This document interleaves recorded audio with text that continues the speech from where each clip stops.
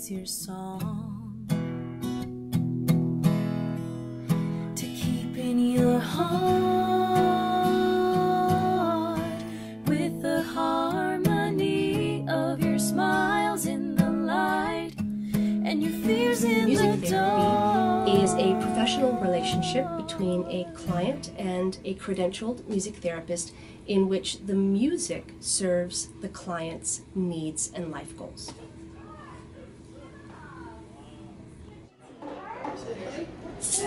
Whoop! Whoop! Shake, shake, shake, shake. Ow! Ow! Shake it up, shake it up. Oh, oh, oh, it's time to say hello. Say hi. Oh, it's time. My name is Lori Kubicek, and I'm a music therapist that specializes in music therapy in medical settings. And I really feel that the importance of music therapy in medical settings for both adults and pediatrics is that music therapy helps patients access parts of them that are well, despite all of the many things that are challenging for them medically. La la la la. Say la la la. You can do that. You do it. Say la. La. Da. Da. Da. Now shake it up. Come on, let me hear it. Shake it up. Yeah, shake it up. Come on, let me hear it. So for pediatric patients, it helps them to decrease their fear and anxiety, which is one of the primary barriers in their healing process. It helps them express themselves. It helps them connect with siblings or parents. Physically, it helps them, move their arms around or reclaim this arm that has been connected to this IV for so long. And it's just a place where they can experience joy for the purpose of healing. Shake it up, shake it up. Oh, oh, oh, it's time to say hello. Say hi. Music therapy in medical settings is really most effective when it's done in a collaborative environment, when we speak with the other healthcare professionals about what their goals are, what are their psychosocial goals, what are their physical, emotional goals, and how can we really work on them through music. So when we have this kind of collaboration, music therapy is really at its best because we can meet a patient and see where they are in the moment, but also have all of their logistical medical information guiding all of the choices that we make in the moment about decreasing their fear, increasing their range of motion, or increasing their lung capacity through singing. My name is Dr. Lisa Wong. I'm a pediatrician and a violinist and have a passion for music and medicine. Usually the first language that any baby hears, their mothers sing lullabies to them, and they're soothed by music. And as we grow up, there's music to celebrate a birth, to mourn a death, to celebrate a wedding. Music is really universal. Why not bring it more into the hospitals and into the healing settings, not just as isn't that nice, they have some music here, but really as an integral part of our healing process. Rowboat motion, like you're in a rowboat. We're going to go forward and back. Forward and back. That's right. Forward and back. Forward and back. Forward and back. Forward. We were sailing along on Moonlight Bay.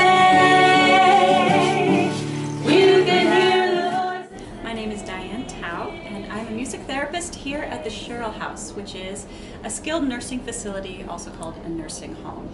I've been here for almost 16 years, and it has been a joy to be able to share music with the residents here.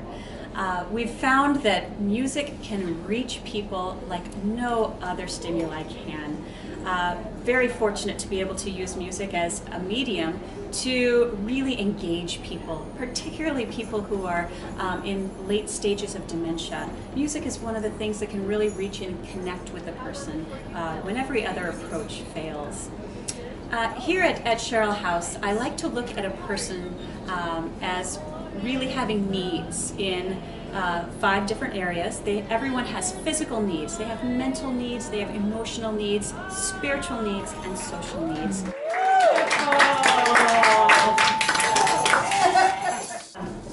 What we've seen here, particularly in end-of-life care, we've seen that music is something that can really help to transition a person from this life to whatever comes beyond.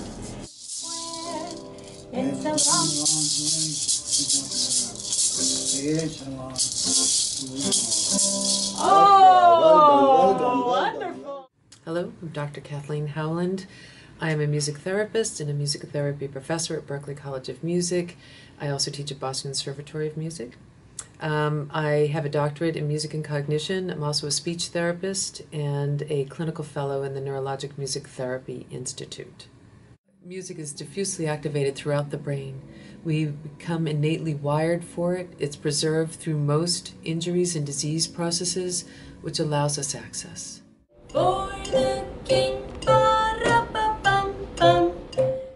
When we look at how robust music is in the brain, I think it's important to think about when did that start. And 2 things come to my mind. Anthropologically, we have evidence that people were making music 35,000, 40,000 years ago. And that's just because we've found those flutes at this time. And so there was meaning for early hominids to be making music. The other piece that I am so moved by is the ability for fetuses to perceive music in the womb, and how they can demonstrate that they've heard that song or this song is novel, and they distinguish that in the womb. So music can create relationship between a mother and her fetus. Language, movement, although these are highly complex skills, music is the only one that's diffusely activated throughout the brain like that. Because of that, it really allows there to be a brain injury or a disease process somewhere down the line in one's life that still leaves areas accessible for music perception and production. And it's in those areas that a music therapist can work with that person and help them rehabilitate. Say in the case of Gabby Giffords, who's well known for her brain injury, help her relearn how to talk and to walk with music as an external prompter that is really allowing her brain to achieve more with the music than without. I think that the promise for neuroscience right now in studying the brain is showing more and more evidence as to why music education and thus music therapy matters greatly in the lives of all of us.